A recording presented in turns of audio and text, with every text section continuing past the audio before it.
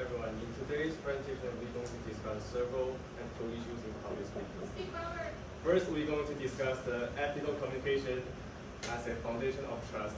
And second, we're going to compare the difference between absolutism and situational ethics and how it differs in people's behavior. And we're also going to compare the ethical and legal speeches.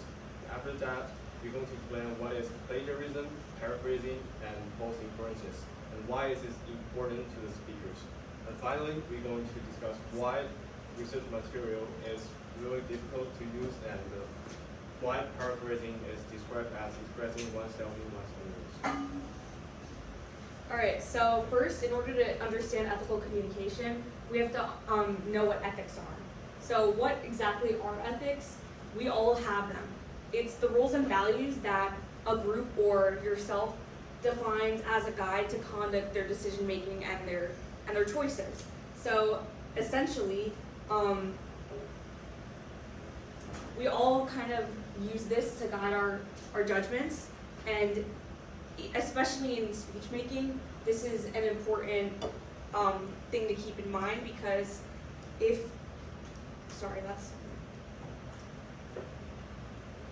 I'm not using this. Okay.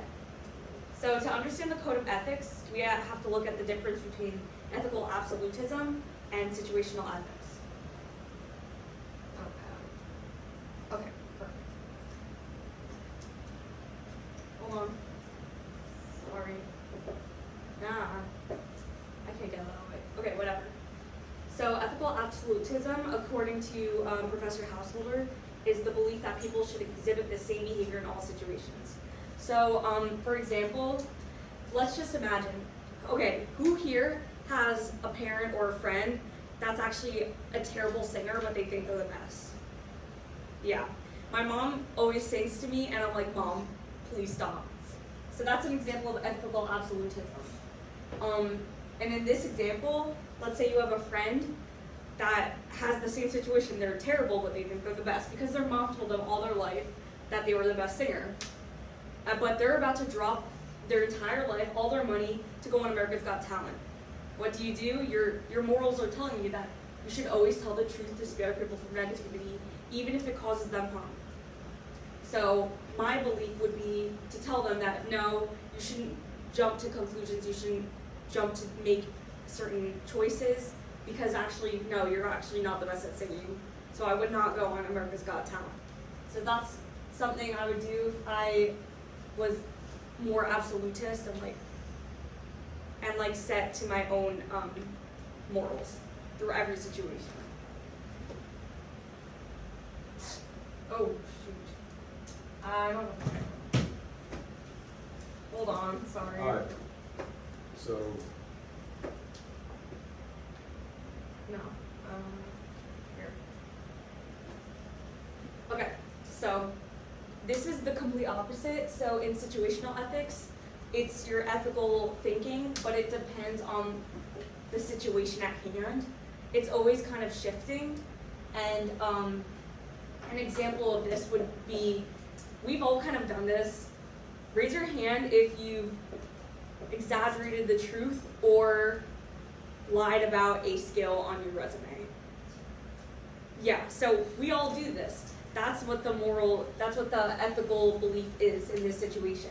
Since everyone else lies on their job applications, I'll just do it this one time to make myself look like a better candidate.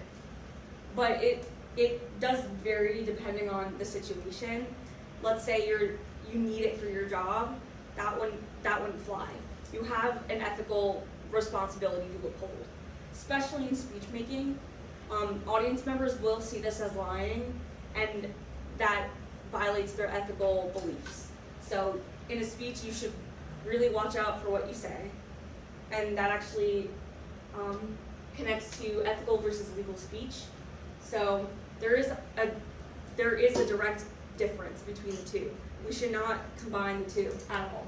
So ethical speech is really just incorporating your ethical decision making into your public speaking process. So watching my words and thinking about what I say and how it's gonna relate to the audience.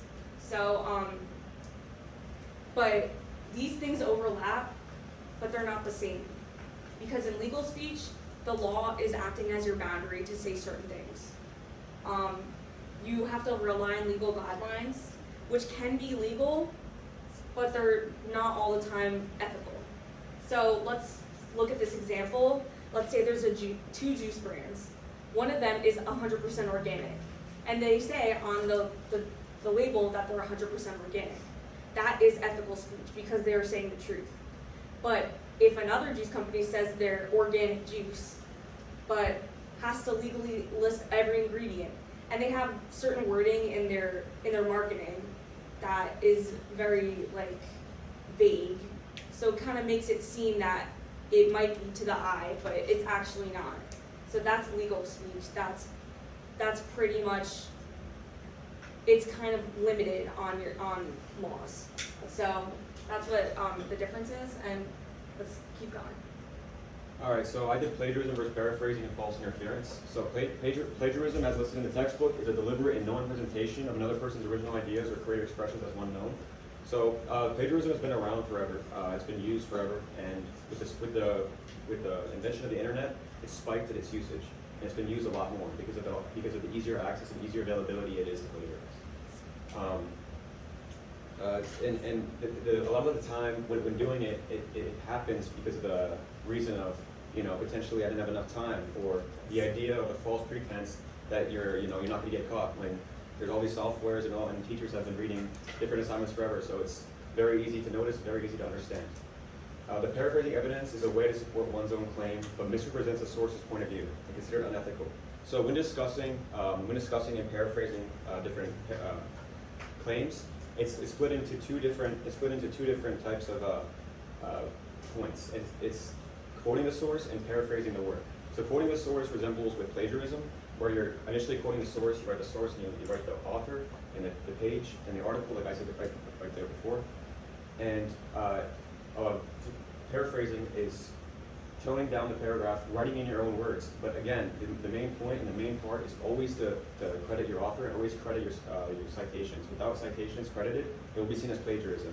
Paraphrasing, you paraphrase a word or a phrase or a paragraph, but you forget to cite it, that will be seen as plagiarism, even if you change it into your own words. So no matter what, there needs to be a source cited with the author, or it will be seen as plagiarism.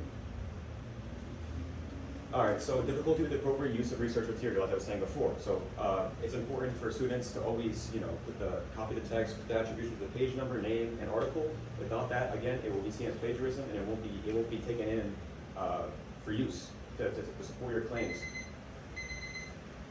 And then, as you can see right here, it's cited right here in the page. So as you can see, it's important to always have your citations with your pictures, quotes, and whatever it is. Paraphrasing someone else's work is not considered your words, as people may think. Rule of thumb: if you're using most of all the original material, simply rearrange, restate your own words. If you're not using a citation of the author, it will not be seen as your work, and therefore you'll not get credit for it. So in conclusion, our presentation began with the ethical communication, and that tells us how speakers build credibility. And after that, we compared absolutism and situational ethics, and it shows that some people believe that rules never change, and others adjust based on the text. And after that, we highlighted the ethical speeches and the legal speeches not always the same, and the reason we have to keep in mind.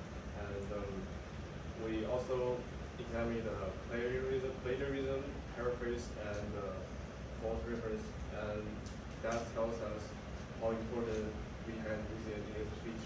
And in conclusion, finally, we recognize that it is really difficult to using research materials correctly, and paraphrasing is also reflect your own words. Thank you.